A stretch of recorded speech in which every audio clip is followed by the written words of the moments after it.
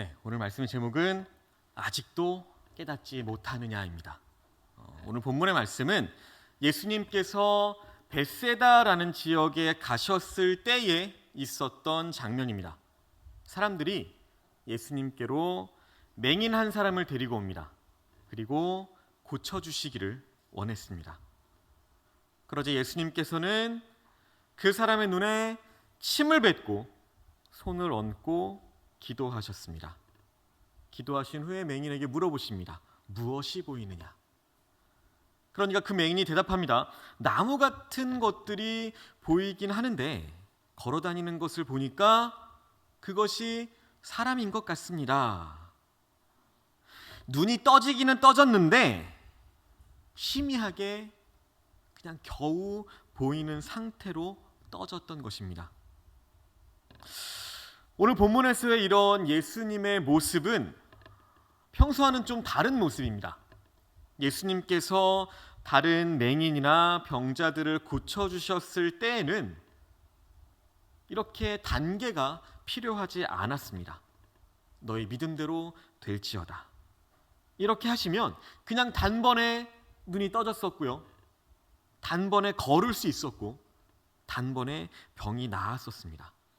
그런데 오늘은 좀 다르다는 겁니다. 이렇게 처음에는 희미하게 보이다가 다시 한번 안수하실 때 밝게 보이게 되었다든가, 아니면 처음 기도하셨을 때에는 반만 고쳐졌다가 다시 기도해서 완전히 나아지거나 이랬던 일이 한 번도 없었기 때문입니다. 한 이방 여인이 자신의 귀신 들린 딸을 낫게 해달라고 예수님께 찾아와서 간구했을 때에는 그 딸로부터 예수님까지의 거리가 되었습니다. 하지만 딸의 병이 예수님의 말씀 한마디로 나았었습니다. 또 어떤 백부장이 병들어 죽게 된 자신의 종을 위해서 예수님께 나와서 간구했을 때에도 마찬가지였습니다. 오늘 성경에 나오는 맹인의 눈도 그렇게 단번에 고치실 수 있으셨을 텐데 그렇게 하지 않으셨습니다. 아마도 이건 예수님께서 특별히 주시고자 하는 다른 교훈이 있는 것처럼 보입니다. 오늘 본문이 시작되는 마가복음 8장 1절에서 10절까지는 예수님께서 떡 7개와 작은 생선 2마리로 4,000명을 먹이시고 7 광주리를 남게 한 기적의 내용이 있습니다. 그리고 이어서 나오는 11절에서 13절까지는 바리새인들이 예수님을 찾아와서 시험하는 내용입니다. 그리고 14절에서 21절까지 보면 예수님과 제자들이 배를 타고 가게 되었는데 제자들이 떡을 챙겨오는 것을 잊어버리고 걱정하고 있는 모습이 나옵니다. 그럴 때 예수님께서 제자들에게 바리새인들의 누룩과 헤롯의 누룩을 조심하라라고 말씀해 주십니다. 예수님께서 바리새인의 누룩과 헤롯의 누룩을 조심하라고 하신 것은 바리새인들의 나쁜 영향력을 조심해야 한다라는 말씀이셨습니다. 바리새인들은 겉으로 보기에는 열심히 신앙생활을 했지만 실제적으로는 그렇지 못했던 외식적인 사람들이었습니다. 그런 사람들의 나쁜 영향력에 물들어서는 안 된다라고 말씀하셨던 것입니다. 또한 헤롯의 누룩을 조심해라 라고 말씀하셨던 것은 현실과 타협했던 그 헤롯 땅의 세속주의가 걱정이 되셔서 헤롯 땅, 즉 사두개인들의 영향력을 조심해야 한다라는 의미의 말씀이었습니다. 그런데 제자들은 예수님의 그 의도를 깨닫지 못했습니다.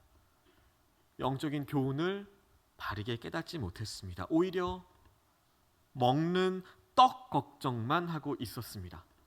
그래서 예수님께서 제자들에게 너희가 어찌하여 떡이 없는 것을 걱정하느냐? 아직도 알지 못하며 깨닫지 못하느냐? 너희 마음이 어찌 그리 둔하냐? 내가 그렇게 많은 것을 보여주며 가르쳐 주었는데도 왜 아직도 깨닫지 못하느냐? 이렇게 걱정하셨던 것입니다. 21절에 하시는 말씀이 그런 말씀입니다. 이르시되 아직도 깨닫지 못하느냐 하시니라. 그러니까 오늘 본문에 나오는 맹인을 고쳐주신 사건은 단독적으로 나온 내용이 아니라고 볼 수 있을 겁니다. 제자들은 예수님을 따라다니면서 예수님의 수많은 기적들을 앞에서 충분히 체험했습니다. 그럼에도 불구하고 여전히 깨닫지 못하는 제자들을 가르쳐 주시기 위해서 특별한 의도를 가지고 기록된 내용이라는 것입니다. 그렇다면 오늘 맹인을 고쳐주신 사건을 통해서 우리가 깨달아야 할 것은 무엇인지 오늘 본문을 통해서 함께 생각해 보도록 하겠습니다. 먼저 예수님은 예수님의 치료 방법에 대해서 알기를 원하셨습니다. 23절입니다. 예수께서 맹인의 손을 붙잡으시고 마을 밖으로 데리고 나가사 눈에 침을 뱉으시며 그에게 안수하시고 무엇이 보이느냐 물으시니. 예수님의 치료 방식이 다른 때와는 조금 달랐습니다.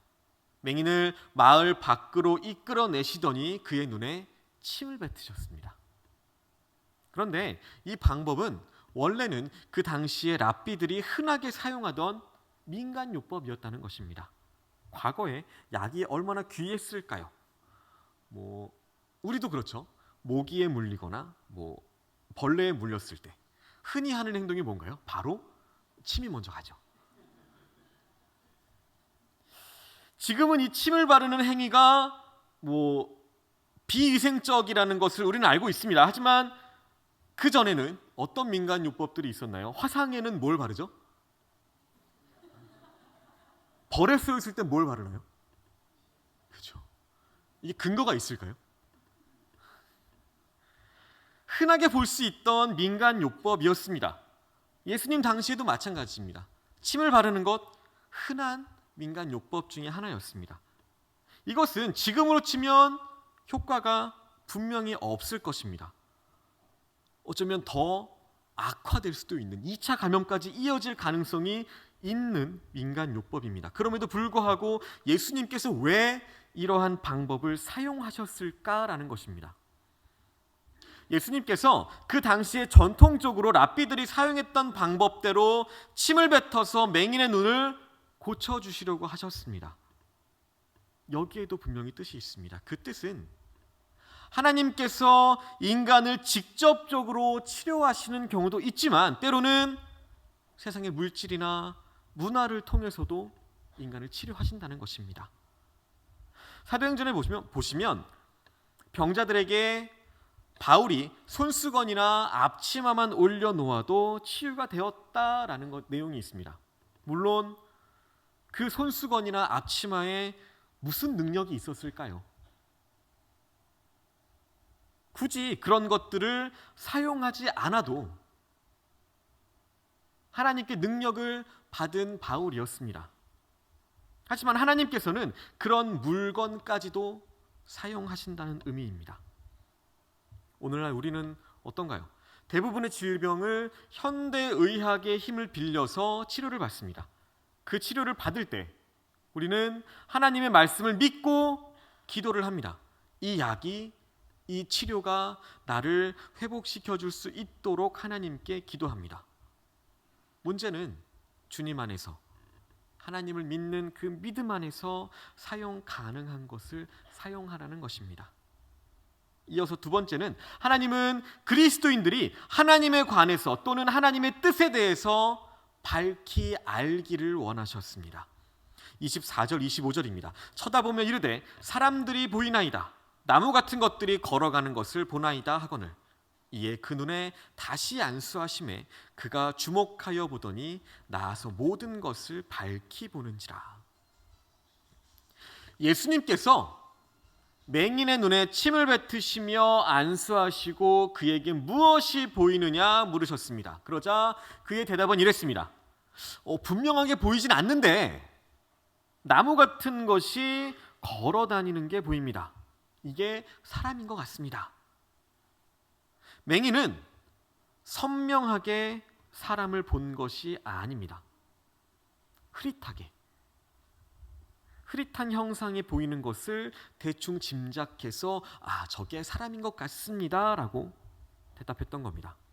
이 예수님께서 다시 맹인의 눈에 손을 얹으시고 기도하셨습니다. 그랬더니 그 눈이 완전히 나아져서 모든 것을 분명하게 볼 수 있는 사람이 되었습니다. 예수님께서는 제자들의 이 영적인 눈도 이렇게 밝아지기를 원하셨던 것입니다. 그렇기 때문에 이 말에도 큰 의미가 담겨져 있습니다. 당시에 예수님을 보고도 아무도 그분이 하나님이라고 알아보지 못했습니다. 오병이어, 칠병이어, 온갖 병들을 다 고치는 이적을 보고도 그들은 예수님을 하나님으로 알아보지 못했습니다. 예수님을 직접 눈으로 보면서도 하나님을 알아보지 못하는 그 바리새파 사람들 앞에 내가 너희에게 보여줄 표적은 요나의 표적밖에 없다라고 예수님께서는 말씀하셨습니다. 요나의 표적이 무엇인가요? 요나가 물고기 뱃속에 3일 동안 있다가 다시 살아난 것, 이것을 말합니다. 이것처럼 예수님 역시 죽음 가운데 삼킨 바 되었다가 3일 만에 부활하실 것을 말씀해 주셨고요. 그 말씀대로 죽은 지 3일 후에 다시 살아나셨습니다. 그럼에도 아무도 그를 믿지 않았다는 것입니다. 결국에 어떠한 표적을 보여주어도 예수님을 하나님으로 보지 못한다는 것입니다. 어떤 목사님께 청년 2명이 찾아와서 상담을 해달라고 요청을 했답니다.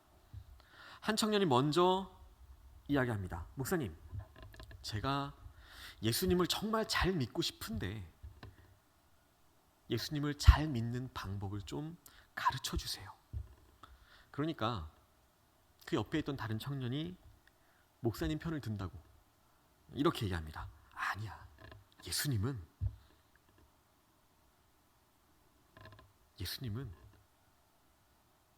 죄송합니다. 앞에 빠졌네요.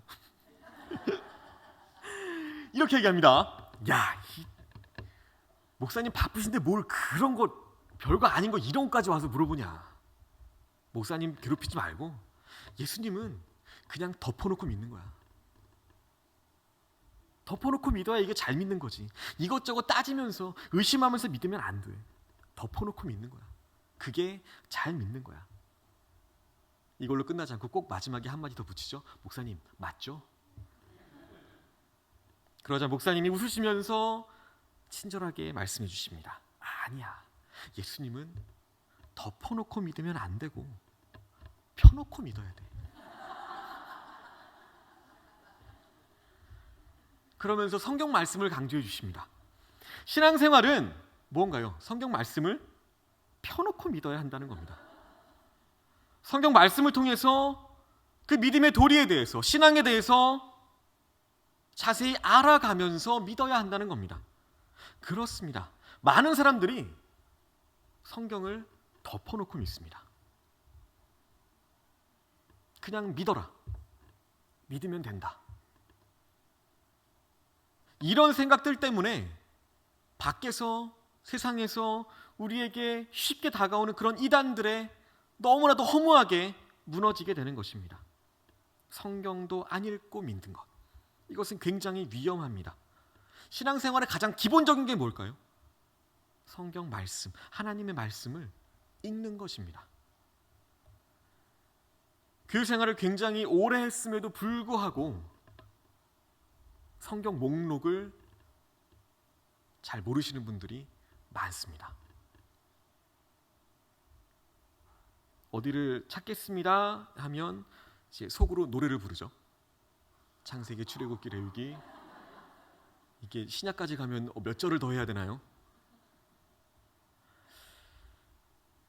이 목록 노래를 외울 수 있다면 좋겠지만 이 노래를 외우고 노래해도 막상 말씀을 찾을 때 어려움을 겪습니다. 그 이유가 뭘까요? 성경을 자주 펴지 않기 때문입니다.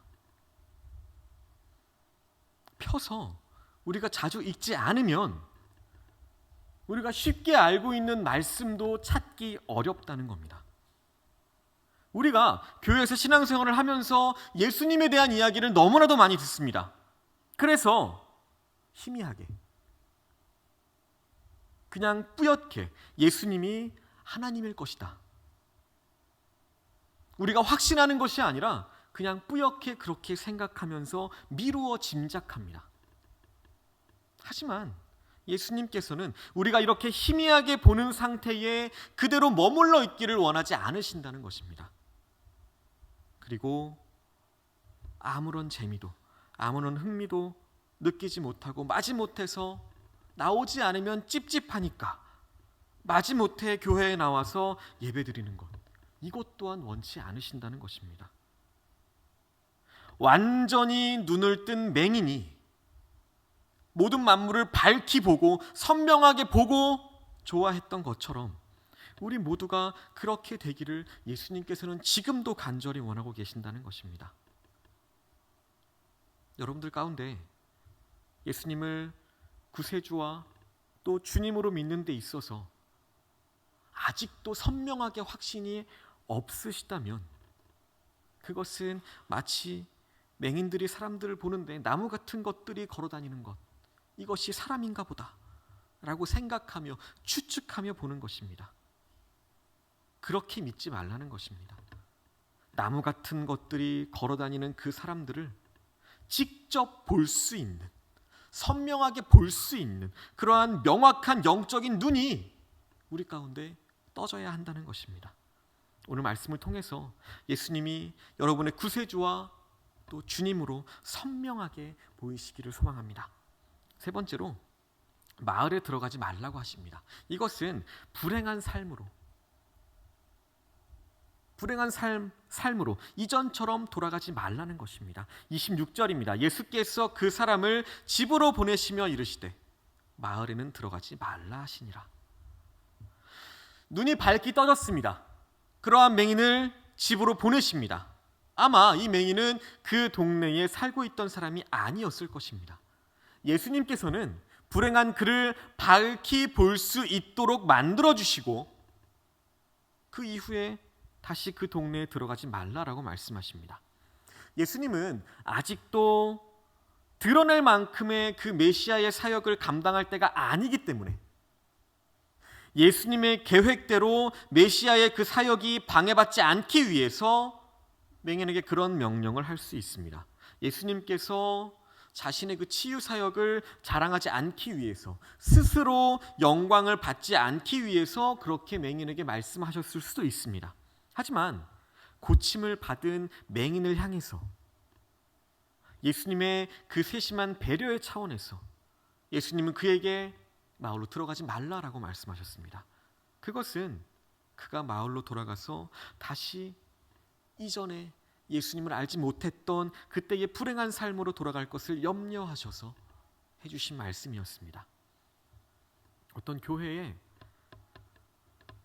부모님은 믿지 않고 그냥 혼자 교회에 출석하던 어린 꼬마가 있었답니다. 아이 하나가 있었는데 이 아이가 병원에서 갑자기 뜻하지 않게 병으로 인해서 식물인간으로 병원에 누워 있었답니다. 그 출석하던 교회에 병원 전도를 나왔던 그 전도팀에게 알려지게 되고요. 그를 불쌍히 여겨서 온 교회가 함께 기도했답니다. 그 기도에 하나님께서 역사하셔서 놀랍게도 그 아이가 회복되기 시작했습니다. 그리고 놀랍게도 6개월 만에 다 회복이 되어서 집으로 돌아오게 되었답니다. 그때 아이의 부모는 죽었던 아이가, 정말 포기했던 아이가 기도로 회복되는 것을 보면서 하나님께서 고쳐주셨구나, 이렇게 믿고 그 교회에 출석하기 시작했답니다. 그런데 세월이 점점 지나니까 달라졌습니다. 시간이 지나면서 그때의 생각, 그때의 믿음, 즉 하나님께서 고쳐주셨다라는 그 사실을 점점 잊어버렸다는 겁니다.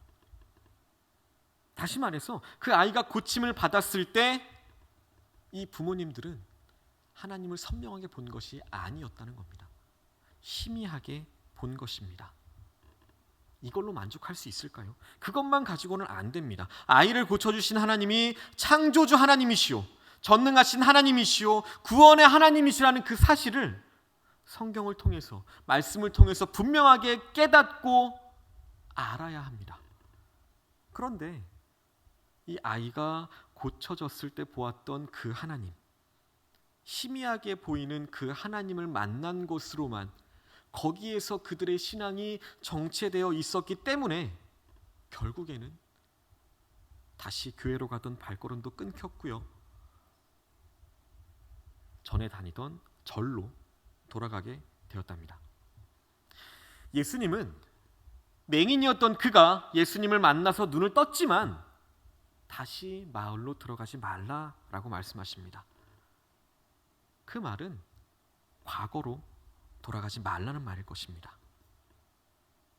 불행했던 시간, 불신했던 시간, 초라했던 그 삶의 시간, 구걸하고 낙심하며 좌절했던 그때의 시간으로 다시 돌아가지 말라는 말씀인 것입니다. 우리도 마찬가지입니다. 과거로 돌아간다 한들 우리에게 뭐가 좋을까요? 예수님 믿기 전으로 돌아간다 한들 우리에게 좋은 것이 무엇이 있을까요?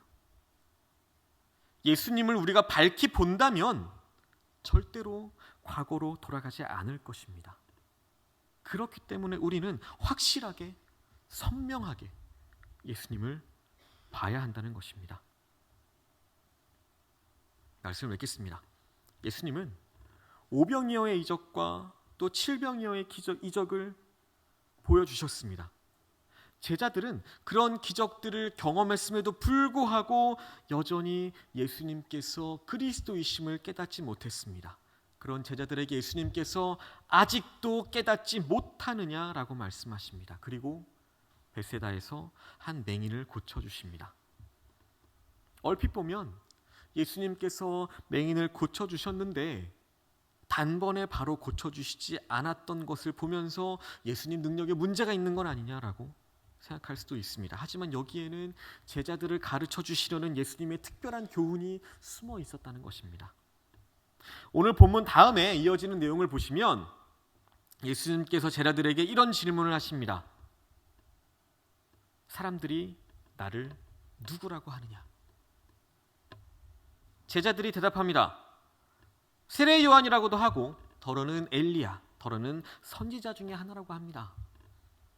그때 주님께서 다시 물어보십니다. 너희는 나를 누구라 하느냐? 베드로가 이렇게 대답하죠. 주는 그리스도이시니이다. 이겁니다. 예수님을 하나님으로 바로 알고 고백하는 것입니다. 예수님은 제자들에게 이 대답을 들으시기 위해서 베세다의 맹인이 고침을 받는 기적을 보여주셨던 것입니다. 오늘 우리도 맹인처럼 희미하게 보이는 예수님, 나무 같은 것이 걸어다니는 것을 보고 사람인 것 같습니다. 이렇게 짐작하고 추측하는 이런 신앙이 아니라 분명하게 밝히 보고 고백할 줄 아는 그런 신앙을 가진 성도가 되어야 할 것입니다. 베드로의 고백처럼 우리의 입술을 통해서 그렇게 고백하는 그런 성도가 되시기를 예수님의 이름으로 소망하고 축복합니다.